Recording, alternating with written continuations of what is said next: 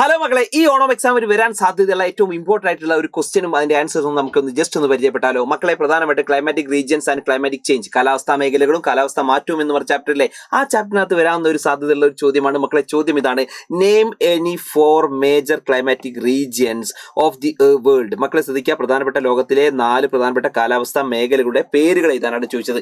മക്കളെ, പ്രധാനമായിട്ടും നമ്മൾ 8 കാലാവസ്ഥാ മേഖലകളെ കുറിച്ച് അല്ലെങ്കിൽ ക്ലൈമാറ്റിക് റീജിയൻസിനെ കുറിച്ച് ഈ ചാപ്റ്ററിനകത്ത് പറയുന്നുണ്ടല്ലേ. എല്ലാവർക്കും അറിയുന്നതാണ്. ഫസ്റ്റ് വൺ നിങ്ങൾ നോക്കി, ഇക്വറ്റോറിയൽ ക്ലൈമാറ്റിക് റീജിയൻ അല്ലെങ്കിൽ ഭൂമധ്യരേഖ കാലാവസ്ഥാ മേഖല.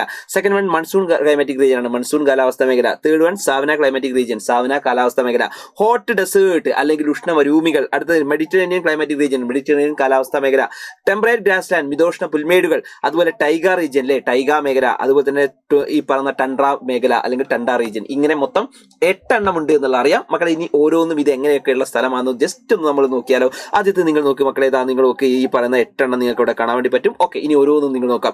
ഇക്വറ്റോറിയൽ ക്ലൈമാറ്റിക് റീജിയൻ, ഈ രീതിയിലേക്കുള്ള ഒരു കാലാവസ്ഥയാണ് അവിടെ കാണാൻ വേണ്ടി പറ്റുന്നത്. ഓക്കെ, റെഡി അല്ലേ? ഇനി അടുത്തത് മൺസൂൺ കാലാവസ്ഥാ മേഖല. നിങ്ങൾക്ക് മൺസൂൺ മഴയൊക്കെ നിങ്ങൾ മനസ്സിലേക്ക് വരുന്നില്ലേ? അപ്പോൾ അതൊക്കെ നിറഞ്ഞിട്ടുള്ള സ്ഥലമാണ് ഇത് എന്ന് പറയുന്നത്. അടുത്തത് സാവന ക്ലൈമാറ്റിക് റീജിയൻ. മക്കളെ ശ്രദ്ധിച്ചോ, സാവന റീജിയൻ എന്ന് പറഞ്ഞാൽ ഈ രീതിയിലേക്കുള്ള പ്രദേശമാണ് ഇത്, സാവന ക്ലൈമാറ്റിക് റീജിയൻ എന്ന് പറഞ്ഞാൽ കേട്ടോ. അടുത്ത മക്കളെ ശ്രദ്ധിക്കാൻ നിങ്ങൾ നോക്ക്, ഹോട്ട് ഡെസേർട്ട്. ഇത് ആരോടും പറയേണ്ട ആവശ്യമില്ല, ഹോട്ട് ഡെസേർട്ട് ഒക്കെ എല്ലാ ആൾക്കാരും കണ്ടിട്ടുണ്ട് അല്ലേ. അതേപോലെ തന്നെ നിങ്ങൾ നോക്ക് മക്കളെ, മെഡിറ്ററേനിയൻ ക്ലൈമാറ്റിക് റീജിയൻ. ഈ ഒരു ക്ലൈമാറ്റിക് കണ്ടീഷനാണ് അവിടെ ഉണ്ടാവുക. നെക്സ്റ്റ് വൺ നിങ്ങൾ നോക്ക്, ടെമ്പറേറ്റ് ഗ്രാസ് അല്ലെങ്കിൽ മിതോഷ്ണ പുൽമേടുകൾ. ഇത്തരത്തിലേക്കുള്ള പുൽമേടുകളാണ് അവിടെ കാണാൻ പറ്റുക.